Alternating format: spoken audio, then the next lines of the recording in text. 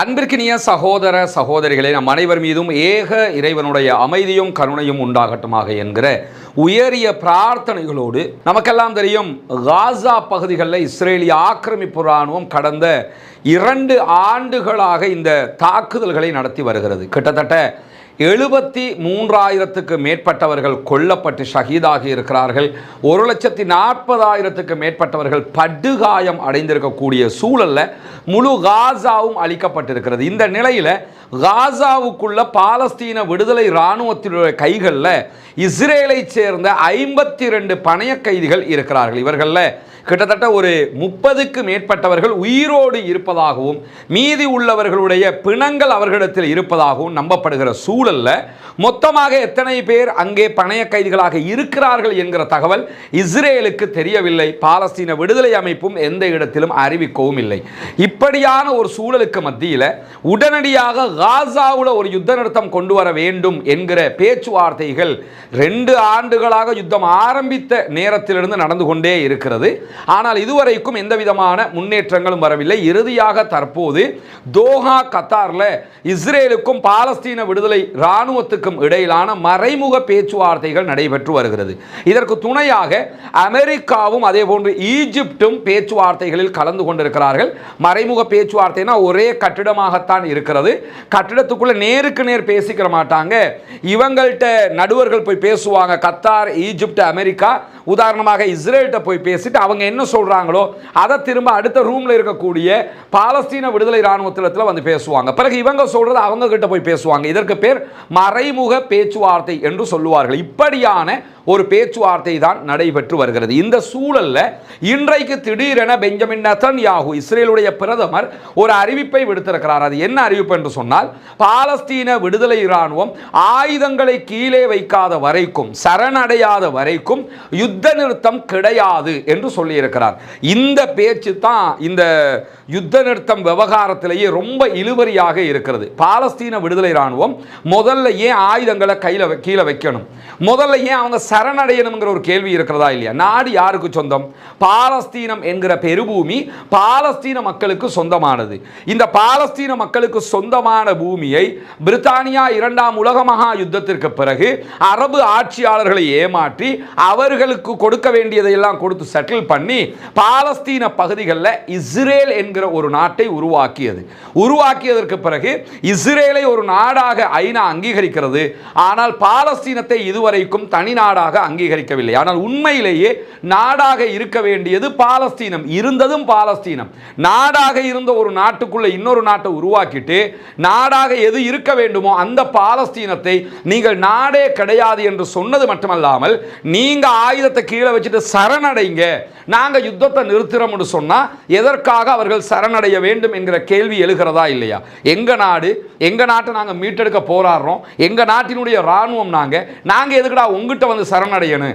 2வது, இந்த யுத்தத்தில் படுதோல்வி அடைந்திருப்பது இஸ்ரேலுடைய சோல்ஜர்ஸ் 70,000க்கு மேற்பட்டவர்கள் கொல்லப்பட்டிருக்கலாம் என்கிற செய்திகளை சர்வதேச ஊடகங்களை எழுப்பிக் கொண்டிருக்கிறது. இஸ்ரேலிய ஹயோம் உள்ளிட்ட ஊடகங்களை இந்த செய்திகளை எல்லாம் சொல்லிக் கொண்டிருக்கிற நேரத்தில் இஸ்ரேல் காசாவுக்குள்ள நடைபெற்று வருகிற இந்த யுத்தத்தில் இதுவரைக்கும் சொன்ன எந்த இலக்குகளையும் அடையவும் இல்லை.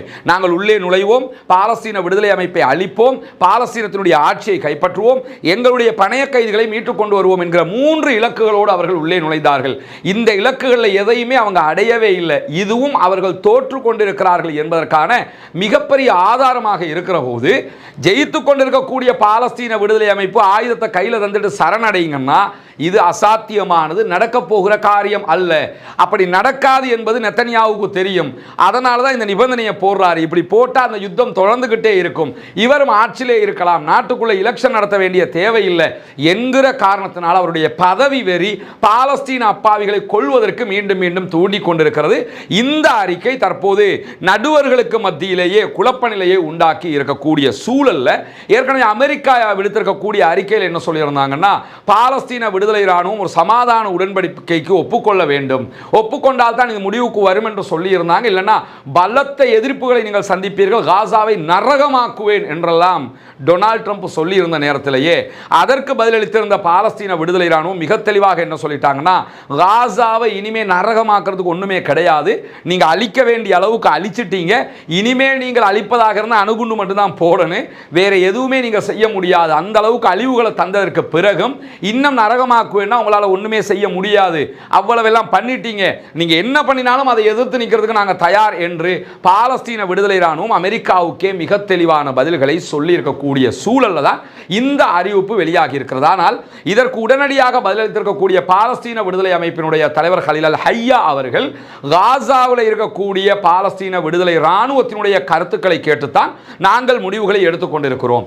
காசாவுக்குள் இருக்கக்கூடிய போராட்ட அமைப்புகள், போராட்ட இராணுவத்தைச் சேர்ந்த அத்தனை பேருமே பாலஸ்தீனத்தில் இருந்து இஸ்ரேல் முழுமையாக வெளியேற வேண்டும், உடனடியாக நிரந்தர யுத்த நிறுத்தம் ஏற்பட வேண்டும், பாலஸ்தீன மக்களுக்கு தேவையான நிவாரணங்கள் எல்லாம் உள்ளே அனுப்பப்பட வேண்டும். இதற்கு ஒப்புக்கொண்டால் மட்டும்தான் நாங்கள் சமாதானத்திற்கு வருவோம், இல்லை என்றால் நாங்கள் 1-to-1 சண்டைக்கு மீண்டும் தயாராக இருக்கிறோம் என்று சொல்லி இருக்கிறார்கள் என்கிற செய்திகளை அவர் இன்றைக்கு மிக தெளிவாக சொல்லியிருக்கிறார். இப்படி பாலஸ்தீன விடுதலை இராணுவத்தினுடைய குழுக்கள் இந்த நிலைப்பாட்டில் தான் இருக்கிறார்கள் என்பதை காசாவுக்குள்ளே இருக்கக்கூடிய பாலஸ்தீன விடுதலை இராணுவத்தினுடைய பேச்சாளர்களில் ஒருவராக இருக்கக்கூடிய பசாம் நாயிம் அவர்களும் மிக தெளிவாக இன்றைக்கு அல் ஜசீராவுக்கு தெரிவித்திருக்கக்கூடிய செய்திகளை பார்க்க முடிகிறது. எனவே பாலஸ்தீன விடுதலை இராணுவம் ஒருபோதும் ஆயுதங்களை கீழே வைக்காது, சரணடையாது, பாலஸ்தீன விடுதலைக்காக தங்களுடைய இறுதி மூச்சு வரை போராடுவோம் என்பதை திட்டத்தில் தெளிவாக அறிவித்திருக்கிறார்கள். பெஞ்சமின் நெதன்யாகு யுத்தத்தினால் அடைய முடியாததை சமாதானம் என்கிற பேரில் அடைவதற்கு முயற்சி செய்கிறார், அதனூடாக பாலஸ்தீனத்தை கைப்பற்றலாம் என்று நினைக்கிறார்.